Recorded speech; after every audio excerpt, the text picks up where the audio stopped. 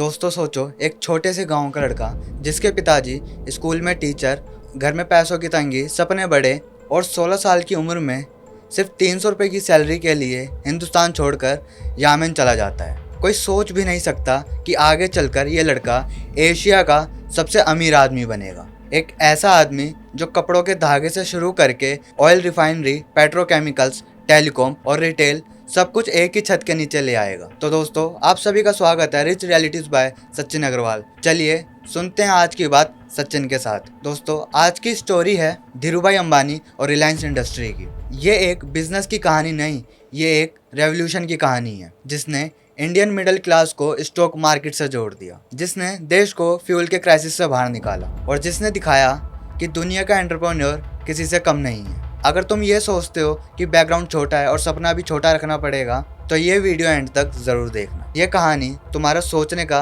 नजरिया बदल सकती है। चलो दोस्तों, शुरू करते हैं। From rags to riches, the Reliance story. Gujarat का एक कोस्टल विलेज छोरवड़, मिट्टी की गलियां, छोटा सा घर। उस घर में 28 दिसंबर 1932 को जन्म होता है एक बच्चे का, जिसका नाम धीरज लाल हीराचंद अंबानी, जिनको आज सब धीरूभाई अंबानी के नाम से जानते हैं। उनके पिताजी स्कूल टीचर थे, सैलरी लिमिटेड थी पर जिम्मेदारियां ज्यादा, चारों तरफ फाइनेंशियल प्रेशर। लेकिन इस घर का एक बच्चा कुछ अलग ही सोच रहा था।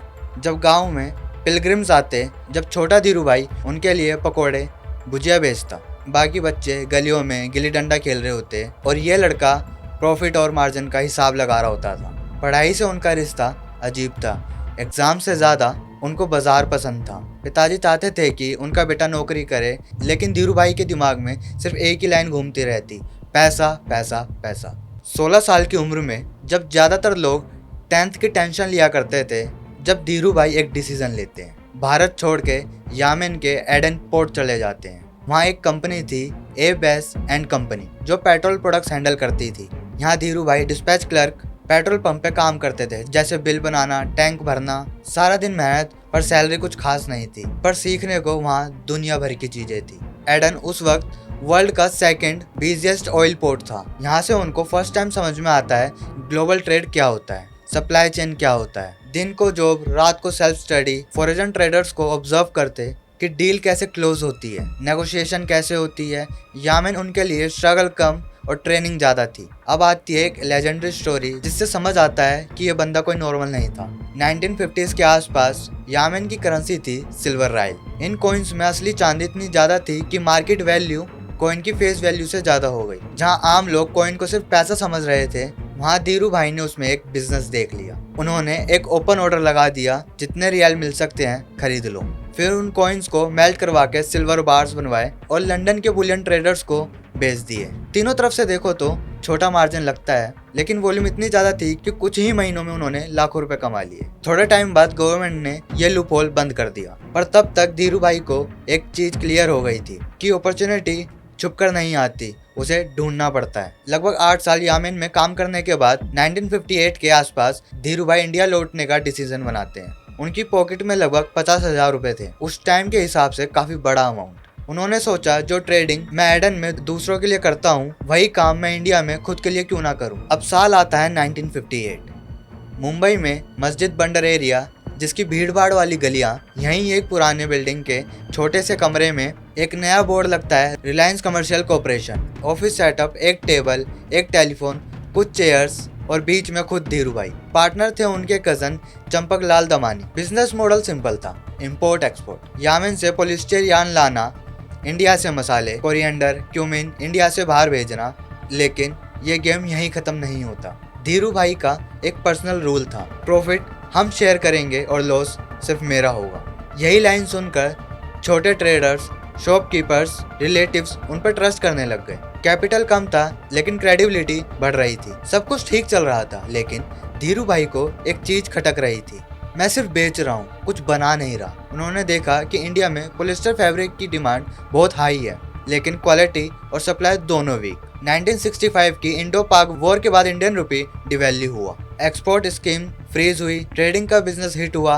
जहां लोग बिजनेस बंद कर रहे थे, वहीं धीरूभाई ने डायरेक्शन बदल दी। 1966 में धीरूभाई ने रिलायंस टेक्सटाइल इंडस्ट्री रजिस्टर की और गुजरात के नरोड़ा में जमीन लेकर अपनी फर्स्ट टेक्सटाइल मिल खड़ी कर दी। स्टार्टिंग इन्वेस्टमेंट लगभग 2.8 लाख, मशीन जर्मनी से, ट्रेनिंग के लिए वर्कर्स को अब्रॉड भेजना। मतलब जो आदमी कुछ टाइम पहले सैलरी पे जी रहा था अब वर्ल्ड क्लास फैक्ट्री बनाने में पैसा लगा रहा है। 1970s के मिड तक रिलायंस का मिल चल पड़ा था पर नाम बनाना बाकी था। 1975 में धीरू भाई ने अपना टेक्सटाइल ब्रांड लॉन्च किया, विमल। शुरुआती दिनों में होलसेलर्स ने रेसिस्ट किया, ब्रांड नया है, प्राइस हाई है। यहाँ आता है धीरू भाई का मार्केटिंग दिमाग। Fashion shows, hoardings, taglines, Hata की हेलीकॉप्टर से लीफ फील्ड्स और फूल गिराना, सब कुछ किया और स्लोगन बना ओनली विमल। धीरे धीरे विमल कपड़ा नहीं एक स्टेटस सिंबल बन गया।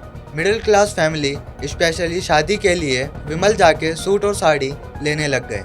अब आता है वो मोमेंट जिसने रिलायंस को पीपल्स कंपनी बना दिया। 1977 में रिलायंस इंडस्ट्रीज पब्लिक जाती है। लाखों की पॉपुलेशन वाले देश में सिर्फ लिमिटेड लोग स्टॉक मार्केट जानते हैं। रिलायंस ने 2.8 मिलियन शेयर्स पब्लिक को ऑफर किए, प्राइस 10 रुपए पर शेयर। इशू ओवर सब्सक्राइब्ड हो गया। First time middle class investors को लगा ये कंपनी हमें सीरियस ले रही है। अगले सालों में रिलायंस ने regular dividend, bonus shares, right issue सब दिए। जिन्होंने 1977 में शेयर्स लिए थे उनका 10 रुपए का शेयर कुछ ही सालों में 200x चला गया, स्प्लिट्स और बोनस एडजस्ट करके। रिलायंस का एजीएम स्टेडियम ऐसा होता जहां हजारों शेयर होल्डर्स धीरू भाई को सुनने आते थे। अब समझते हैं रिलायंस का बिजनेस मॉडल इतना पावरफुल क्यों है। धीरू भाई का मंत्र था बैकवर्ड इंटीग्रेशन। आपको एक सिंपल एग्जांपल में समझाता हूँ। पहले स्टेज पर रिलायंस सिर्फ टेक्सटाइल बना रहा था, जैसे शर्ट, साड़ी एंड फैब्रिक, और पॉलिस्टर यार्न बाहर से आता था। फिर उन्होंने दूसरे स्टेज पर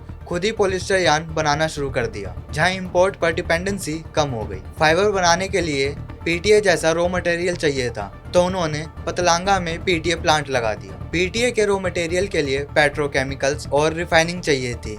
1990s में जामनगर में दुनिया की सबसे बड़ी रिफाइनरी फैक्ट्री खड़ी कर दी। आज सिचुएशन ये है कि क्रूड ऑयल निकालने से लेके प्लास्टिक का दाना, पॉलिस्टर फाइबर और रेडीमेड कपड़ा तक, और पूरी वैल्यू चेन में कहीं ना कहीं रिलायंस मौजूद है। इससे 3 फायदे हुए, कॉस्ट का कंट्रोल, क्वालिटी का कंट्रोल और स्केल का फायदा। 1960s से लेकर 1970s का भारत लाइसेंस राज से डोमिनेटेड था। मशीन इंपोर्ट करनी है, लाइसेंस, फैक्ट्री बनानी है, लाइसेंस, प्रोडक्शन बनाना है, लाइसेंस। सिस्टम ऐसा था कि बिना पॉलिटिकल कनेक्शन के काम ही नहीं होता था। धीरू भाई आउटसाइडर थे। जहां दूसरे इंडस्ट्रियलिस्ट गवर्नमेंट को कर्ज करते थे, वहां धीरू भाई नई पॉलिटिक स्कीम्स, लूपहोल्स को ध्यान से पढ़ते थे, समझते, लीगली उनका मैक्सिमम फायदा उठाते। इसी वजह से उनपे लाइसेंस राज का लड़का होने का एलिगेशंस लगे, लेकिन ऑफिशियली कुछ प्रूफ नहीं हुआ। 1980s में रिलायंस इतना बड़ा हो चुका था कि राइवल्स नेचुरली इरिटेट हो गए थे। टेक्सटाइल में बॉम्बे डाइंग, रेमंड जैसे ब्रांड से कंपटीशन, और स्टॉक मार्केट में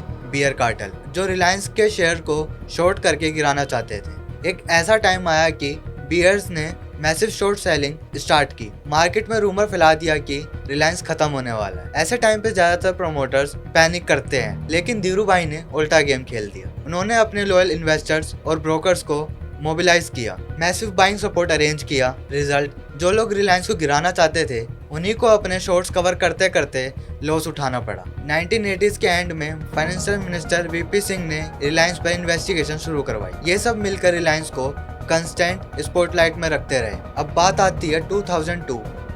धीरू भाई को सेकंड स्ट्रोक आता है और 6 जुलाई 2002 को उनकी डेथ हो जाती है। उन्होंने कोई फॉर्मल विल नहीं छोड़ी। थोड़े सालों में ही दोनों बेटे मुकेश और अनिल के बीच पावर स्ट्रगल्स ओपन हो गए। TV debates, newspaper insider stories, सब कुछ भर के आया। 2005 में उनकी मदर कोकिलाबेन अंबानी मेडिटेशन करके एम्पायर डिवाइड किया। मुकेश अंबानी के पास core Reliance Industries, refining petrochemicals, oil and gas आए। अनिल के पास टेलीकॉम, पावर, फाइनेंशियल सर्विस गए। ये स्प्लिट इंडियन कॉर्पोरेट हिस्ट्री का सबसे हाई प्रोफाइल फैमिली सेटलमेंट था। आज सिचुएशन ये है कि मुकेश अंबानी का पार्ट रिलायंस इंडस्ट्री इंडिया की सबसे वैल्यूएबल प्राइवेट कंपनी है, जबकि अनिल अंबानी का ग्रुप काफी स्ट्रगल कर चुका है। 2016 में जियो लॉन्च होता है, फ्री वॉइस कॉल्स, डट चीप डेटा, पूरे इंडिया में 4G नेटवर्क का ब्लास्ट। कुछ ही सालों में जियो के सब्सक्राइबर्स 500 मिलियन क्रॉस हो गए और इंडिया वर्ल्ड के सबसे सस्ता डेटा वाले देशों में आ जाता है। पैरेलली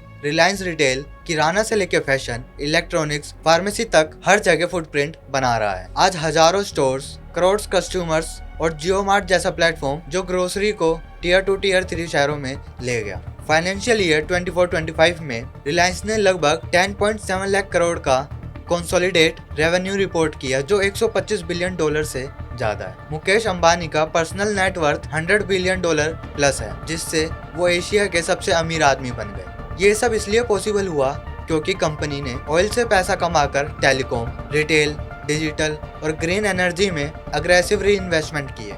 इस पूरी कहानी से एक सीधी सिंपल लर्निंग्स मिलती है। बैकग्राउंड छोटा हो सकता है लेकिन विजन बड़ा होना चाहिए। सबसे इम्पोर्टेंट लेसन, अगर तुम अपना ड्रीम बिल्ड नहीं करोगे तो कोई और तुम्हें हायर करके अपना ड्रीम पूरा करवाएगा। ये लाइन बुक की नहीं, रियल लाइफ रियलिटी है। अगर तुम्हें ये स्टोरी पसंद आई, कुछ नया सीखने को मिला, तो वीडियो को लाइक जरूर करना, दोस्तों के साथ शेयर करो, स्पेशली उनके साथ जो बिजनेस शुरू करना चाहते हैं। चैनल को सब्सक्राइब करो क्योंकि आगे और भी बड़े केस स्टडीज ऐसे ही स्टोरी टेलिंग फॉर्मेट में आने वाली है। और कमेंट में लिख के जरूर बताओ कि धीरू भाई की जर्नी का कौन सा पार्ट तुम्हें सबसे ज्यादा इंस्पायर किया, विमल की मार्केटिंग या जियो का डिजिटल धमाका। तो मिलते हैं नेक्स्ट वीडियो में, जब तक के लिए जय Hind, keep hustling, keep learning.